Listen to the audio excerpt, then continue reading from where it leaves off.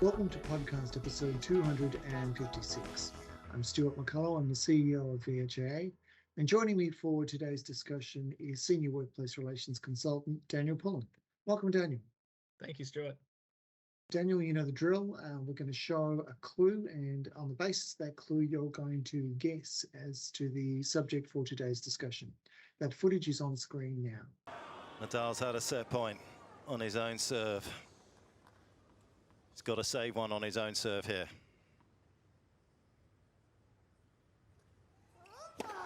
So for the benefit of those people who are listening to this podcast rather than watching, can you describe what it is you've just seen? That is some footage of champion tennis player Rafael Nadal bouncing the ball and then serving the tennis ball. And how would you describe the time taken to serve the tennis ball? Was it a short time, an ordinary period of time, or a long time? Look, I would describe it as a long time. I think Rafael Nadal has a tendency to bounce the ball quite a number of times before he serves it. Okay, so we don't have a short service, we have a long service. A long service. And on the basis of that clue, what would you say the subject for today's discussion is? I feel like you've really put this on a platter for me, Stuart. Both the clue, probably not so much the clue, but really leading me in by saying about it being long service. Usually I would say music therapy, but I don't think I'll get away with that today. I have to say it must be long service leave. That is correct. I served it up on a platter because I thought that was necessary under the circumstances, but long service leave it is, and in particular long service leave under the two agreements applying to doctors, that is the Doctors in Training Agreement and the Medical Specialist Agreement. And today we're going to be focusing on the changes to those terms that are found at Clause 68 of the Doctors in Training Agreement and Clause 55 of the Medical Specialists Agreement. And look, this is a complex topic, and thankfully a substantial proportion of the changes are common to both the Doctors in Training and Medical Specialist Agreements. So we'll spend most of our podcast today working through these common changes, and where they occur, highlight any changes that are unique to a specific agreement. But before we get into the detail, let's take a step back and do a bit of a helicopter view. There's an underpinning theme that guides a lot of these changes. So Daniel, it's correct to say, is it not, that the long service leave clauses receive the same kind of review and alignment for commonality of structure that was done under other agreements, such as the Health and Allied Services Managers and Admin and the Nurses and Midwives Agreements? Yeah, that's correct. The bargaining parties had access to the expertise of Clayton Utz, who supported the bargaining parties across all agreements during the previous round of bargaining in the review of the long service leave clauses in particular. And there is a key theme that we're going to keep returning to in just a moment, but let's start first of all with the definitions that are at subclause 1. I understand work was done to align the provisions of the State Long Service Leave Act with the agreement where it deals with casual doctors or internal locums under the Medical Specialist Agreement. Work was done, and there's value in briefly saying that the Fair Work Act prescribes at Section 113 that an employee is only entitled to long service leave in accordance with their applicable state or territory long service leave laws, where that employee doesn't have a pre-modernised award entitlement to long service leave. Okay, and we're going to return to that issue of alignment with the Long Service Leave Act in a moment.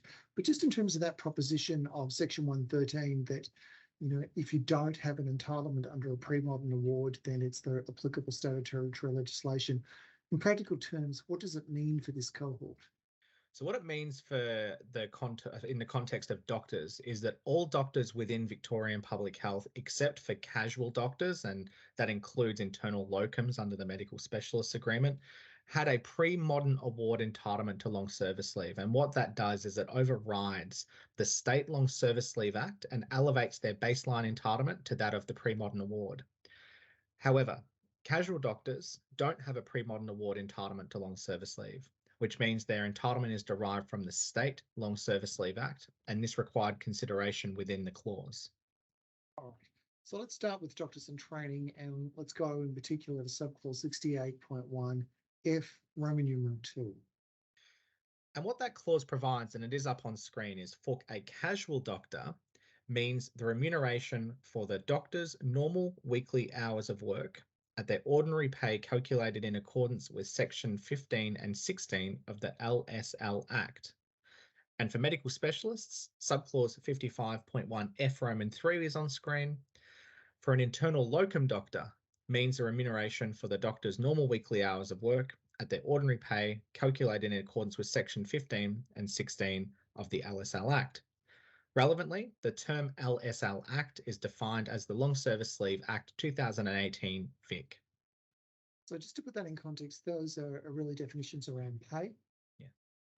And it's referring to relying on the Long Service Leave Act because for that group, for that cohort of casual doctors and internal locums, the Long Service Leave Act reflects the minimum entitlement as such. So let's take a slight deviation from the agreement and talk about what sections 15 and 16 of the Long Service Leave Act actually provide. What do they do? Daniel, take us through those two sections of the Long Service Leave Act. Yeah, so Section 15 of the Long Service Leave Act defines ordinary pay and ordinary time rate of pay. So while we won't replicate the Long Service Leave Act here, in short, casuals or internal locums, as their hours aren't fixed and or their hours change, the ordinary time rate of pay calculation will be relevant in determining the remuneration for periods of long service leave. So that takes us through Section 15. What about Section 16 of the Act? So Section 16 of the Act provides for how to calculate the average weekly number of hours worked if no normal weekly number hours of worked are fixed for an employee under the relevant employment agreement. So continuing the assumption that a doctor in training is correctly classified as casual and a medical specialist who is a locum doctor is correctly classified, this is it's only their long service leave that is calculated in the manner that's prescribed by the Long Service Leave Act. Correct. And this method of calculation is limited to DITs classified as casual and medical specialists as locum doctors. One of the things that jumps out for me, Daniel, in terms of the changes, there's a change within the definition of pay. It's subclause 55.1 F of the medical specialists agreement. And it doesn't appear in the definition of the DIT, a definition of pay. Could you take us through that?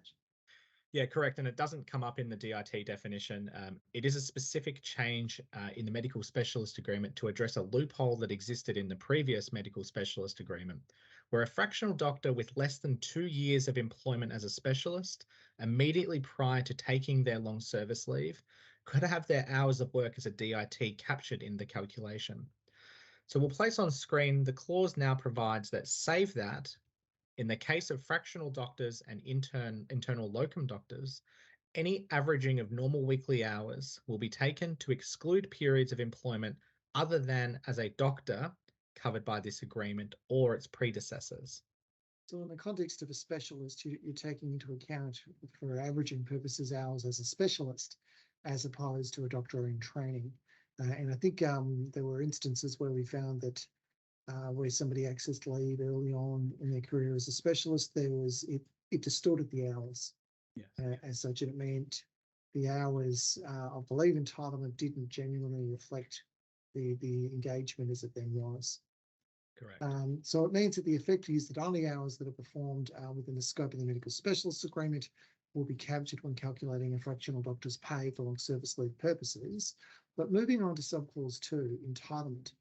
Here is where we find that the most substantial change for long service leave terms for these agreements. Could you take us through those changes?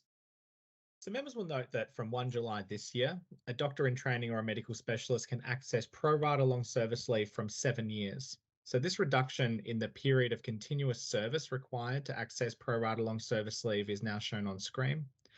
So subject to subclause 55.4D, the entitlement under subclause 55.2A may be taken in advance on a pro rata basis if the doctor has accrued continuous service of at least 10 years. And then from 1 July 21, 9 years, from 1 July 22, 8 years, and from 1 July 23, 7 years. So just to round that out, when we're talking about these are about points of access, it's still pro rata of the 6 months at 15 years, 6 months at 15 years, which is afforded by both agreements. This is really access to that entitlement at an earlier point on a pro rata basis. That's correct. So previously, a doctor could access pro rata long service leave at 10 years. This clause reflects a movement across the Victorian public health sector towards the pro rata at 7-year arrangement. And when we move on to subclause 3, calculating continuous service, there are some provisions now about how to calculate that continuous service for casual doctors in training and internal locums. That's correct. And an extract from the DIT clause is on screen, and it provides as follows: that continuous casual employment means, for the purpose of clause 68.3b, a period or periods of employment as a casual doctor or another form of casual employment with the same health service that are taken to be continuous because one of the following applies. A, the period starting at the end of a particular instance of employment and ending at the start of another particular instance of employment did not exceed the greater of the allowable period of absence or 12 weeks. And B, that the doctor had been employed by a health service on a regular and systematic basis, and the doctor had a reasonable expectation of being re-engaged by the same health service. C, the gap between engagements was due to the terms of engagement of the casual doctor. D, the gap between engagements was caused by seasonal factors. Or E, the doctor and health service agreed before the start of an absence to treat the employment as continuous despite the absence. Just in terms of this, this provision about continuous casual employment, where was that sourced from? So as mentioned earlier, casual doctors are absent of a pre-modern award entitlement to long service leave, which means their entitlement is derived from the State Long Service Leave Act. Specific to casuals, Section 12(3) of the State Long Service Leave Act provides for how to determine continuous employment for casual or seasonal employees. The agreement has taken the method to determine continuous employment for casual or seasonal employees from the State Long Service Leave Act and amended it to align with the language that's relevant to doctors. That's correct. So I do recall that we spent time during bargaining on one of the claims regarding breaks between periods of employment, where a doctor ceases being a doctor in training and then obtains employment as a medical specialist. How was that claim addressed? So the parties agreed to address breaks greater than the allowable period of absence due to delays in registration beyond the doctor's control, but not limited to APRA-related delays. So just to pick up on that point then, and that it's not limited to APRA-related delays, although it's probably fair to say that's the most obvious cause of potential delay. That's correct. And an extract of the relevant clause 55.3C Roman 5 in the medical specialist agreement is provided on screen. So any absence that is greater than the allowable period of absence that arises due to delays in obtaining the doctor's specialist registration through APRA. With respect to subclause 55.3C Roman 6, while the clause specifically refers to delays in obtaining the doctor's specialist registration through APRA, this should be read as non-exhaustive. So for the purpose of periods that count towards continuous service, from the commencement of the agreement, there were some periods of unpaid absence that now count for service. That's correct. And the below extract from the DIT agreement at subclause 63.8b Roman 8 provides as follows: that in the case of unpaid absences not otherwise referenced in this subclause, subject to clause 68.6, that on and from the commencement of the agreement, that any period of unpaid leave taken on account of illness or injury, a period of parental leave, including parental leave that is extended under clause 67.12, and the first 52 weeks of any other type of unpaid leave not specifically referenced in this subclause. I'm just going to put a pin in it and say that we said before that there was a theme that guided many of these changes, and this is one of those that connects to that theme. But taking all of that into account, so it's the case now that for parental leave or other forms of unpaid leave not referenced in the subclause that commence after the agreement came into effect, those periods are deemed service for the purpose of calculating continuous service. That's correct. And those periods are treated the same as paid leave and contribute to service and the calculation of a doctor's long service leave entitlement. So that brings us back to our theme. What was the reason for that change? So from 1 November 2018, the Victorian Long Service Leave Act was amended to recognise such periods. And while this was strictly an existing entitlement for casual DITs or internal locums, to promote commonality, this became part of a common entitlement across the Victorian public health sector agreements.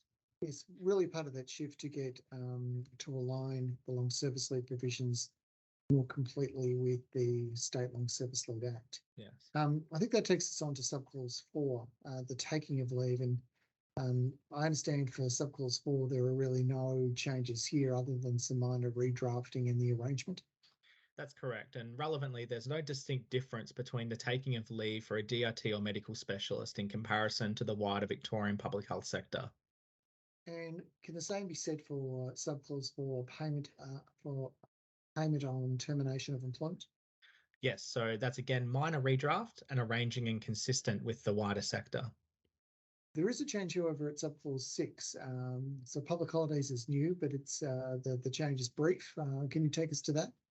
It is, and it is a very brief edition, but the below extract has been taken from the DIT's agreement. It's on screen now.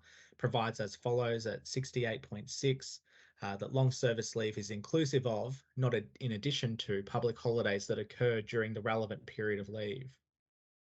Which is really a clarification, and this seems to replicate the status quo, really, with respect to long service leave as a continuous period which isn't interrupted or extended by public holidays. Yeah, that's correct. Moving on to subclause 7 then, which probably holds the title for the longest subclause, transitional arrangements for parental leave taken after 1 November 2018 and before the commencement date of this agreement. Take us beyond the long title if you could, and just take us through what the provisions actually mean. I feel like that subclause title could be, the title of a new Billie Eilish album or something quite cool and hip. But to give effect, you've just displayed your age there. That is actually the title of a Fiona Apple album, I think you'll find. So to give effect to this subclause, we need to refer back to what we discussed earlier, and that's the addition of unpaid parental leave as a form of service that contributes to continuous service. And this clause provides the ability for periods of unpaid parental leave after 1 November 2018 and the commencement of the agreement to be deemed service through an application process. That's correct. And again, we provided an extract from the DIT agreement, and that's on screen. So it's at 68.7, and the title is provided on screen. It does provide Note 1, unpaid parental leave taken prior to 1 November 2018 does not count as continuous service unless otherwise agreed. Note 2 provides that unpaid parental leave taken after the commencement date of this agreement will constitute continuous service. I'll just jump in there. What the interesting thing about those two notes, it instantly identifies a gap in time.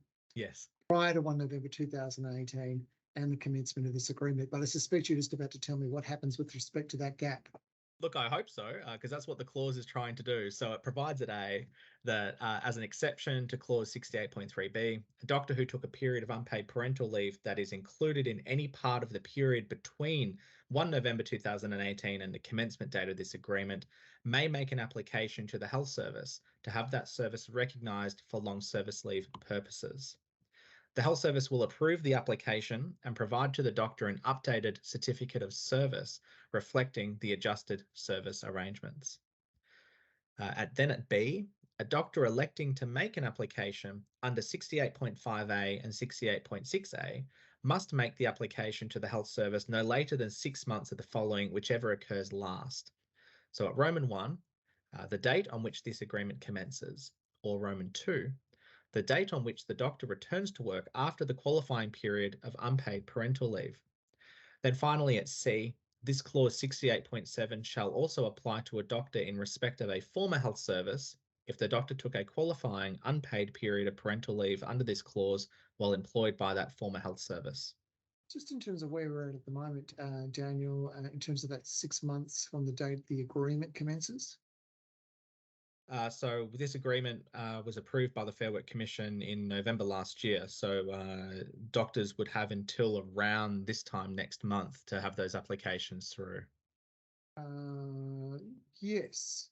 It would be so that there's a small period of time, but also those people who are on parental leave will have longer. But just the key message for that subclause is the doctor can have their period of unpaid parental leave between that gap of 1 November 2018 and the commencement of the agreement counted. They've got to do that application within the 6 months of the agreement commencing, or within 6 months of returning to work after the period of unpaid parental leave. But yes, that's correct. But I just would add to that, in some agreements, employers, rather than insisting on an application process, have gone and identified those people. And if health services are open to doing that, that is something that we would strongly encourage wherever possible. Daniel, can you take us to the penultimate subclause, subclause 8, records? This is a new term, but it's pretty much self-explanatory. Yes, Stuart. So before we get to subclause 8, which deals with records, I might just, for the benefit of those that are watching and listening, just clarify that the medical specialist agreement was commenced operating, on the 3rd of November, which would mean that doctors would have to have these applications through to have those periods of unpaid parental leave recognised. Those applications would have to be provided to their health services by the 3rd of May, being 6 months from the date the agreement came into operation. Doctors in training came into operation on the 9th of November, so those doctors in training would have until the 9th of May to make those applications. Except for those people, of course, who are on parental leave during that period, or since the agreement commenced, they have longer. Correct. They would have 6 months from the date of the end of their unpaid parental leave period. All right. Well, just returning then to subclause 8, records. So yeah, the penultimate clause 8, it is new, it is self-explanatory, but for completeness, it is an extract from the medical specialist agreement is provided on screen, and it provides that the health service will keep a long service leave record for each doctor containing particulars of service, leave taken, and payment made. And that takes us then to the final subclause, which is subclause 9, protection of pre-existing entitlement. It does, and this acts as a way to ensure that there's no unintended consequences that occur. The clause from the medical specialist agreement is provided on screen at 55.9, and it provides that no doctor shall suffer any detriment as a result of the operation of this clause to their entitlement to long service leave existing immediately prior to the coming in of the force of this clause. Daniel, thank you so much for taking us through the changes to the long service leave clauses under the medical specialists and doctors in training agreement.